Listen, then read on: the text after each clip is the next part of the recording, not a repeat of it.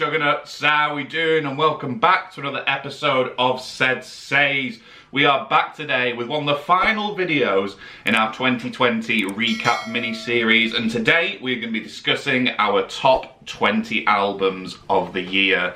Now, because there are 20 insanely good releases here, we're going to split this up over two videos. The first one today is going to be concentrating on the number 20 to number 11 positions, and tomorrow's video is going to concentrate on number 10 all the way down to our number one album of the year.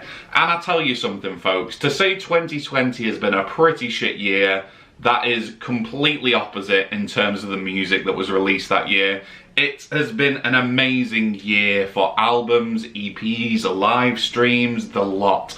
And I tell you what, I really did struggle to compile this top 20 list. I think when I first started, there must have been about 45 releases on there that I wanted to include, and I was still changing this list all the way up until last week, and I had to just kind of put it down and be like, right, no, I'm not touching it anymore, we're not adding any more to it, this is going to be the list that that gets put out on the channel next week. Like always, this is all personal opinion.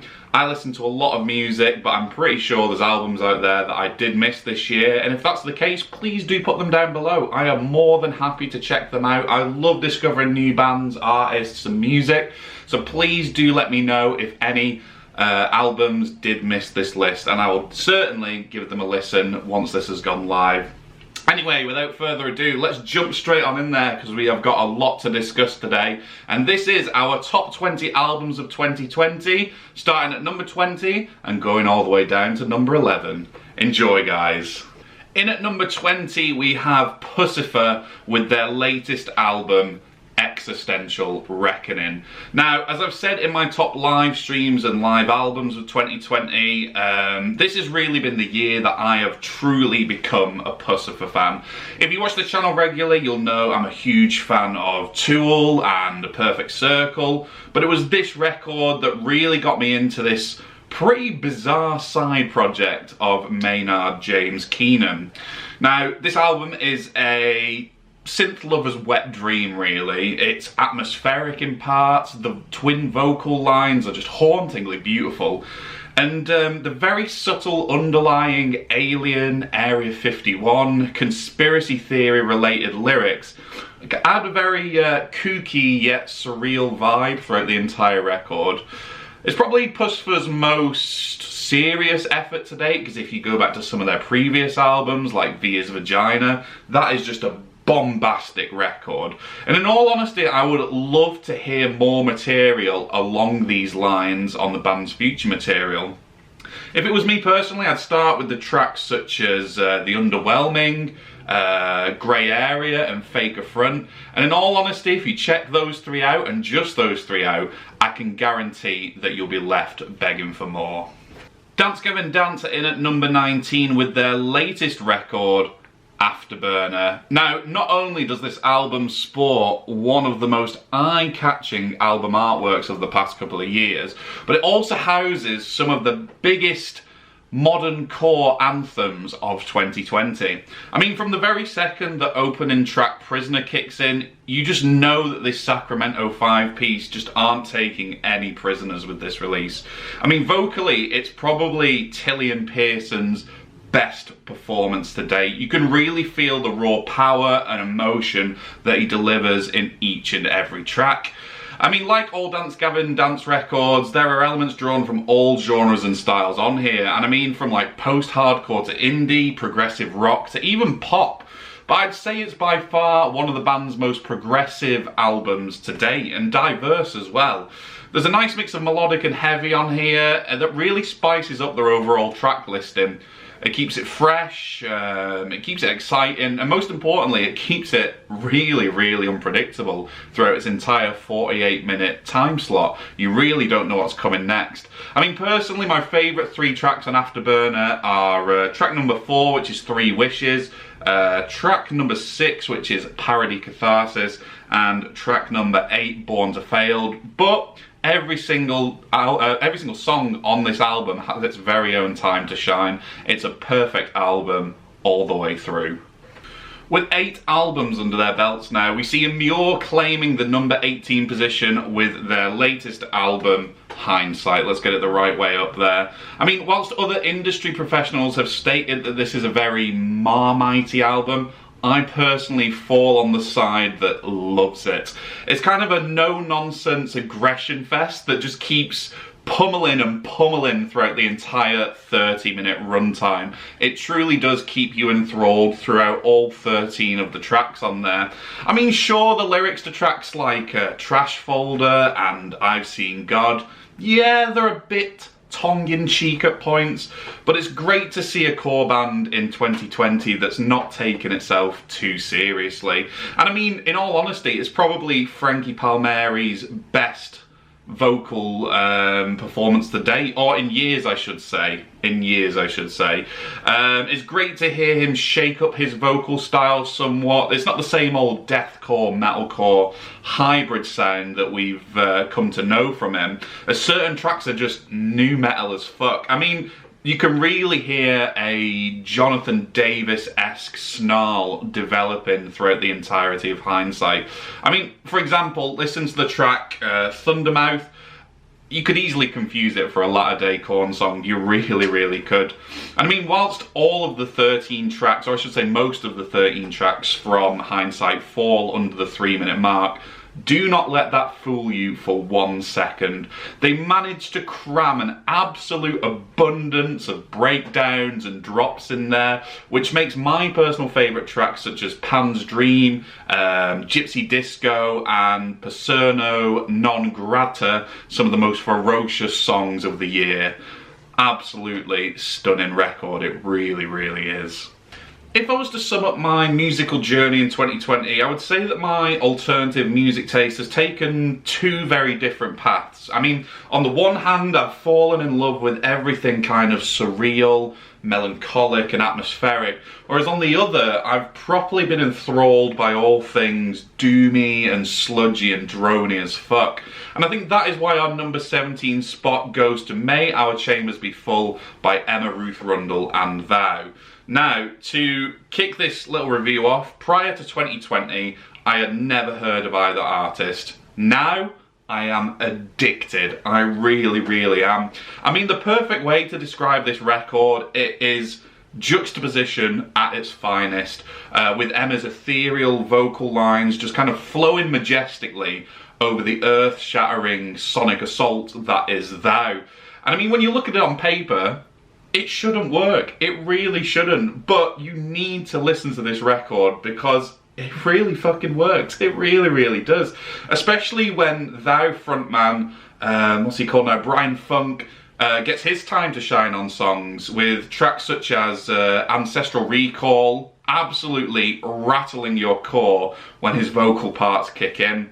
I mean, out of the 7 tracks on this record, it's really difficult to pick favourites. It's kind of one of those albums that it's more of a listening experience. Kind of if you compare it to the likes of like Pink Floyd, it's an album that you have to traverse from start to finish. And I mean, from like the bleak yet elegant, I would say, opener that is Killing Floor to the 9-minute stripped back masterpiece, The Valley, Emmure, Ruth, Rundle and Thou take you on a musical journey that just defies all genres. And if you listen to this album and you love it and you can't wait for more, they actually have a new EP that is coming out next year, which is called The Helm of Sorrow. And I say next year, I mean this year, because we're in 2021. So keep your eyes and ears peeled for that EP dropping in March later this year. Taking the number 16 slot in our top 20 albums of 2020 is an artist who I only really cottoned on to about, I'd say it was about 3 weeks ago now, and I heard this album and it instantly made it onto this list. I think it was after probably the 2nd or 3rd listen, I was like, that is making it into my top 20 albums of 2020 list.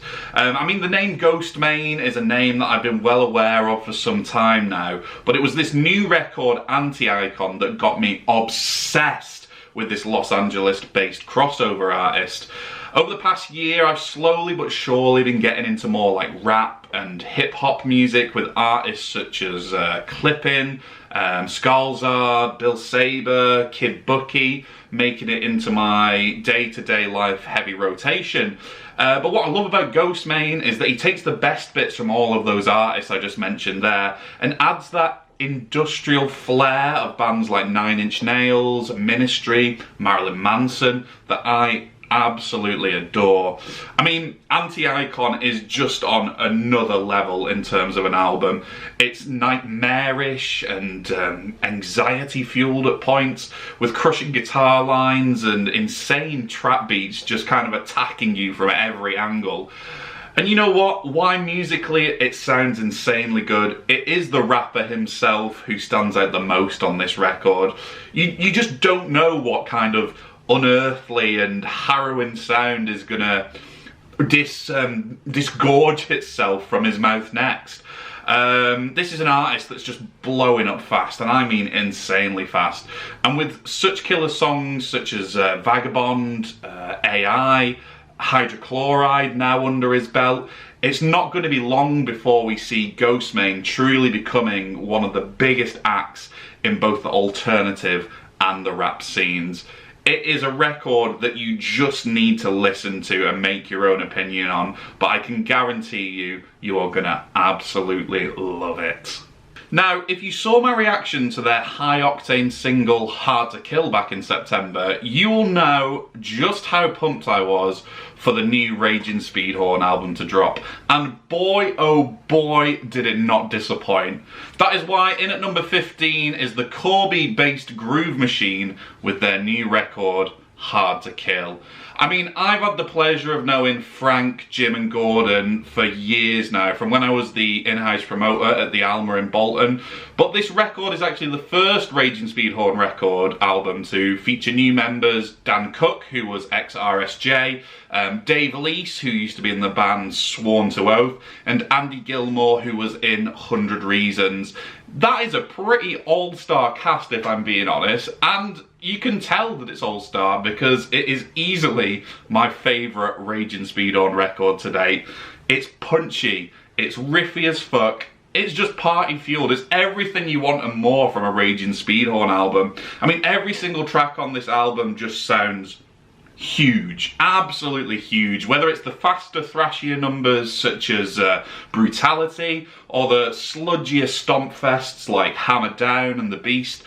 Both Raging Speedhorn and producer extraordinaire Russ Russell have done an extraordinary job with this album. I mean, Hard to Kill is an album that makes me hyped for live gigs to return, especially when you know that tracks such as Doom Machine and Spitfire are just going to absolutely floor you the minute they spew forth from the PA system. Oh, and let's not forget about the band's cover of T-Rex's Children of the Revolution, an absolute cult classic that they've put a blistering Raging Speedhorn twist on. It really, really is an excellent way to round off that album, so go and check it out, guys. So we featured Ghostemane earlier in this list, so you know what? It seems only appropriate that we also feature his fiancée, Poppy, in this video as well. So my 14th favourite record of 2020 goes to the genre-bending masterpiece that is I Disagree. I mean, although this is the third release from the American singer-songwriter and YouTube icon, it is the first album of hers that spoke to me on just so many levels. I remember when lead single Concrete came out, I think it was about August, September 2019, I was just gobsmacked and blown away by how bizarre it was. It really, really was. And I mean, sure, I Disagree has been one of those records that has really divided opinion in 2020. But when you break it down and you listen to the record as a whole, there are so many different styles and elements that can be heard throughout the entirety of this record. There's elements of nu metal in there, elements of industrial metal, thrash metal, electronic rock, and that underlying pop/alt vibe that flows throughout the entire album just adds this infectious energy to Poppy's music that I haven't felt in a long, long time. It's another one of those records that we needed in 2020, you know what I mean? I mean, it's been a pretty crap year to say the least, and listening to tracks such as I Disagree, Anything Like Me, Bite Your Own Teeth, it'll just leave you with this huge grin on your face, and I can guarantee you'll listen to it once, and then you'll put it on again, and you'll put it on again, and if you're anything like me and my missus, you'll have listened to the entirety of the album about 10 times in one day. It is just catchy as fuck. And you know what, with all that being said, if you're going to check out this album, check out the re-release, which was called I Disagree More, because you know what, bonus track Chaos Times 4 is probably the best track on there. It gives off proper baby metal vibes, and it's just an absolute banger. So fucking good, man. So I'm just going to start this review by throwing this out there. Nothing Is True and Everything Is Possible by Enter Shikari is easily the band's best album to date. You know what? It knocks fan favourite Take to the Skies off that top spot, and anyone who disagrees with me can fight me. Yeah, fucking fight me. You don't actually have a massive pussy. But yeah, it is at the number 13 spot for that exact reason. It is an absolutely stunning record. I mean, whilst I wasn't the biggest fan of the band's previous record, The Spark, the St Albans-based electro rockers have truly redeemed themselves with this one. And in fact, some of the band's best anthems of their entire back catalogue can be found on this record. Tracks such as The Great Unknown, Dreamer's Hotel, both kick things off with a bang from the very get-go. And you know what, I'm not gonna lie, in parts this record is weird as fuck, with interlude tracks such as Apocalypse Anonymous and Waltzing Off the Face of the Earth, adding that quirky and cheeky sheen that we've come to know and love from Enter Shikari over the years. It's so good, this record in fact, that me and the missus have both requested that Satellites and Tina both be played at our wedding later this year. If that isn't a glowing enough review, I don't know what is. It's a party album from start to finish, and it's an absolute must-have for any alt music fan's music collection. The first time we listened to Sharptooth was when we actually reacted to their single Say Nothing in the Absence of Content. It was about 3 weeks ago now on the channel, and as soon as I finished in the studio that day, I went and checked out the rest of their latest album that is called Transitional Forms, and after my first listen, it just bulldozed its way into our top 20 albums of 2020 list. Do you know what? It's made that much of an impact, in fact, that it's climbed up several positions in this list over the past few weeks, and now sits firmly in that number 12 position. It's a record that hits hard both musically and lyrically, with singer Lauren Kashan using her position as one hell of a fierce metal vocalist to put across the band's important socio-political messages. I mean, let's just take the band's aggressively anthemous track, which is called, sorry if I pronounced this wrong, Herudania. I mean, that track alone has one of the spiciest vocal hooks of 2020 in it, with Lauren just powerfully emitting the words, "You're always silent when there's work to be done. You're not a feminist just because you fucked one," which is instantly followed by one of the gnarliest breakdowns of this year as well. Just so hard-hitting and just incredible to hear on all forms of speakers. I mean, it sounds huge through the cans, it sounds monolithic through the hi-fi system I've got. And you know what, I'm a huge fan of hardcore and beatdown music myself, and I think Sharptooth deliver a freshness and excitement that is much needed in that particular scene right now. They are definitely ones to keep an eye out for in the near future. If you want a good starting point for this band, probably check out Mean Brain and The Grey, both jaw-dropping singles that kind of jump right out of your speakers and just spin kick you right around the face. Phenomenal, absolutely phenomenal. So finishing off our first half of our top 20 albums of 2020 and seizing that number 11 position with full force is Nottingham-based post-hardcore giants Palm Reader. And as you can see, I am wearing their new long sleeve shirt right here, right now.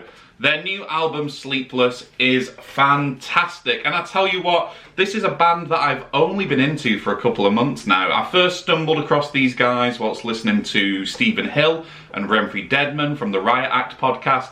And they were basically discussing Palm Reader's new album, this one here, saying that it was coming out in a few weeks' time and that everyone needed to go check these guys out because they were really, really going places.